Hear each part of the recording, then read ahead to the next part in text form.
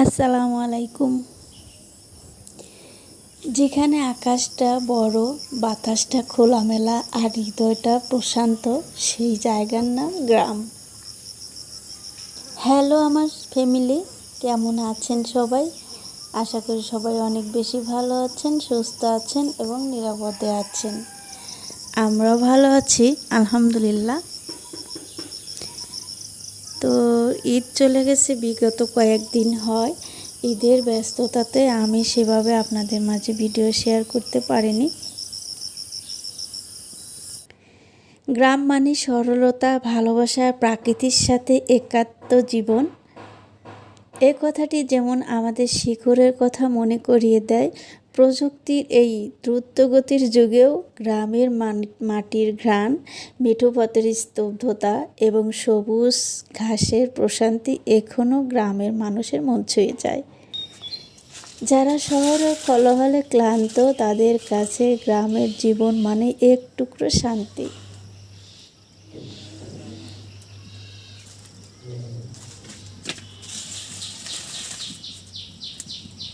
গ্রাম ছাড়া কোনো দেশের সংস্কৃতি পূর্ণতা পায় না, এটা খুবই জসীমউদ্দিন বলেছেন। গ্রাম হলো মাটির মতো, জিতেও কাছে রাখা যায়, হারিয়েও মনে রাখা যায়, এটা কবি হুমায়ুন আহমেদ বলেছেন। গ্রামের প্রত্যেকটা ধূলিকণায় লুকিয়ে আছে ইতিহাস, সংস্কৃতি ও প্রাণের গল্প।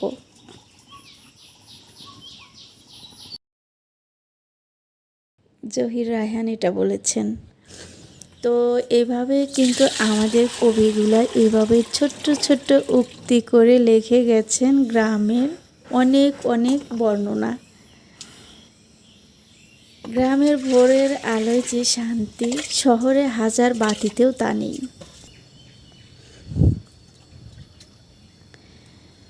তো আমিও চলে এসেছি একদমই ঈদের পরের দিনের ভিডিও নিয়ে, ভোরের আলো সকাল সকাল। তো চলে এসেছে আমার সবজি বাগানে বাজার করতে।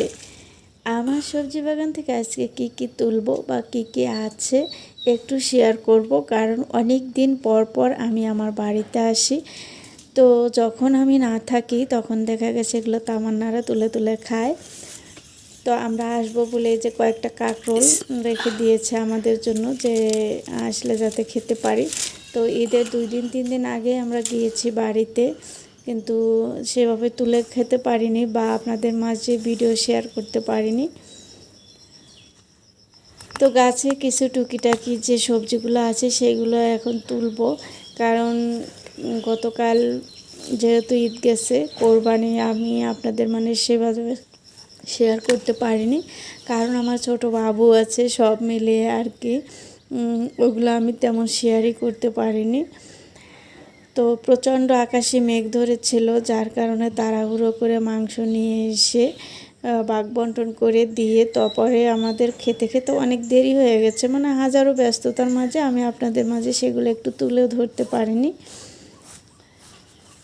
প্রথমে অনেক রোদ ছিল, রোদের ভিতর গরু কাটা বাছা করতে করতে একদম কিন্তু শরীর ক্লান্ত হয়ে গেছিলো, যার কারণে আমিও সেভাবে ভিডিও অন করার সাহস পাইনি, যেহেতু অনেক কষ্ট করেছে আমার হাজব্যান্ড।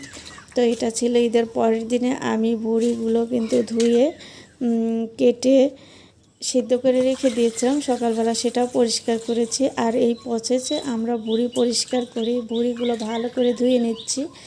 এই যে প্রথমে গরম পানি দিয়ে এই ভুঁড়িটাকে ভালো করে মাখতে হবে, মেখে কিন্তু একদম ময়লা কালো কুটকুটো পানি বের হবে। তো এইভাবে গরম পানি দেওয়ার পর এর ভিতরে ঠান্ডা পানি অ্যাড করে দিতে হবে।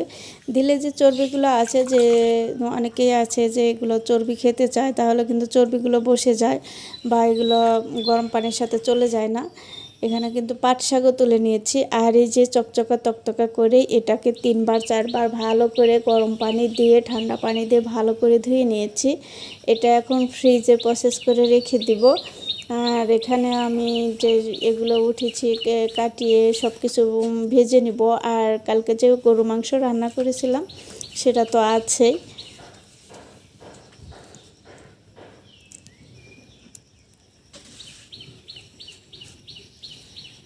তো এভাবে মাটির চুলায় রান্নাবান্না করতে আপনাদের কেমন লাগে জানি না, অবশ্যই কমেন্ট করে জানাবেন।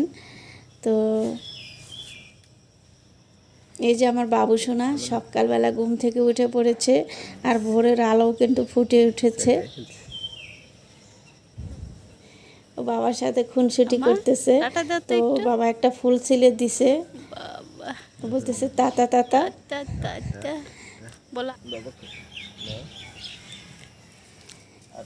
যে মানুষ তার গ্রামের শিকড়কে ভুলে যায় সে নিজের পরিচয় হারিয়ে ফেলে।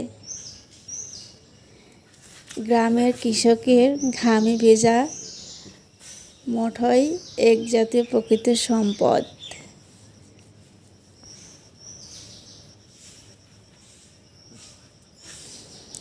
গ্রাম মানে গাছপালা, নদী আর মাটির গন্ধে মোড়া সুপ্ত ভালোবাসা।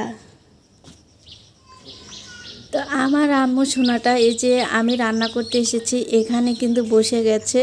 তো বসে ওকে বেশ পাকনা পাকনা মনে হচ্ছে, আর ছোট ছোট হাত দিয়ে ও কুটি কুটি করে কাজগুলো করতেছে, দেখতে ভীষণ ভালো লাগছে। এই জন্য আমি আপনাদের মাঝে ক্যামেরায় বন্দি করে নিলাম, বড় হলে যাতে ওকে আমি দেখাতে পারি। ওর বাবাই একটু দেখিয়ে দিয়েছে যে আম্মু এগুলো ধুয়ে এখানে রাখো। তো সুন্দর করে যে হাত দিয়ে নেড়ে চেড়ে ধুতেছে, ওর ছোট্ট হাতটা যে আমার কাছে এত বেশি ভালো লাগতেছে, ওর ছোট ছোট কাজকর্মগুলো। তো আমার মনকে একদমই প্রশান্ত করে দিয়েছে, কারণ এত দিন পরে আল্লাহ আমাকে একটা কন্যা সন্তান দিয়েছে। তো আমরা সবাই আলহামদুলিল্লাহ অনেক অনেক অনেক খুশি। এখন আমার বাবু সোনাটা কিন্তু দাঁড়াতে পারে, ছোট ছোট করে একটা দুটো করে পাও ফেলতে পারে। গ্রামের মাটিতে পা রাখলেই মনে হয় সেখানে তো আমার আসল ঠিকানা। থ্যাংক ইউ, রাখো। এখানে আমার আম্মু সোনা এই যে আমি যা যা করি ও কিন্তু আমারটা দেখে দেখে সেইভাবে করার চেষ্টা করে। তো এখানে একটু বসিয়ে দিয়েছিল ওর বাবা। তো দেখেন কত সুন্দর করে ধোয়া ধাই এই সেই করে নিচ্ছে। তো আসলে আমরা তো দুজন ওর পাশেই আছি।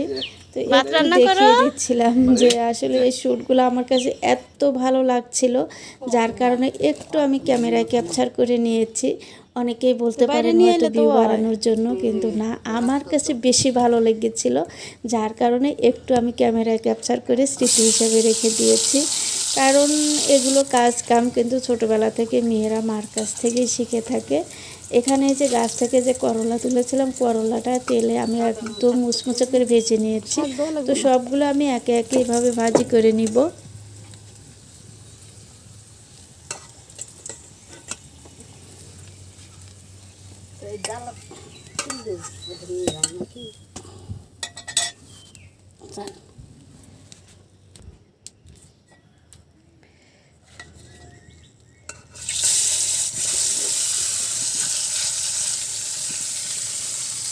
গ্রাম মানে মাটির ঘ্রাণ, মায়ের হাতের খাবার আর এক চিলতে শান্তি।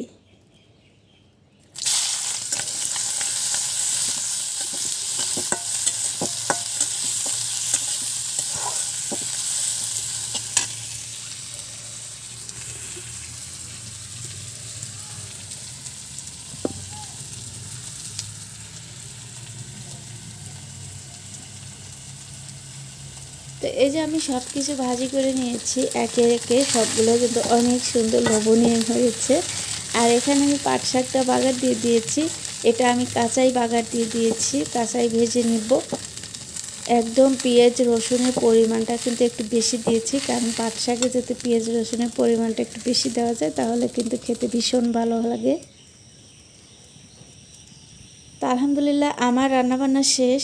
এখন যা কিছু আছে এগুলো আমি গুছিয়ে নিব। গুছিয়ে নিয়ে আমরা সকালের খাবারটা খাবো।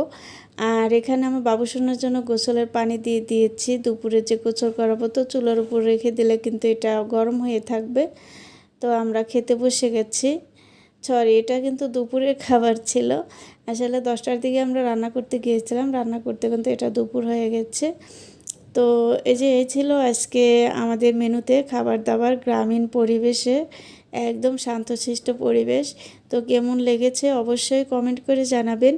আর ভিডিওর শুরুতে একটা ছোট্ট লাইক দিয়ে শেষ পর্যন্ত দেখার অনুরোধ রইল। ভালো থাকবেন, আল্লাহ হাফেজ।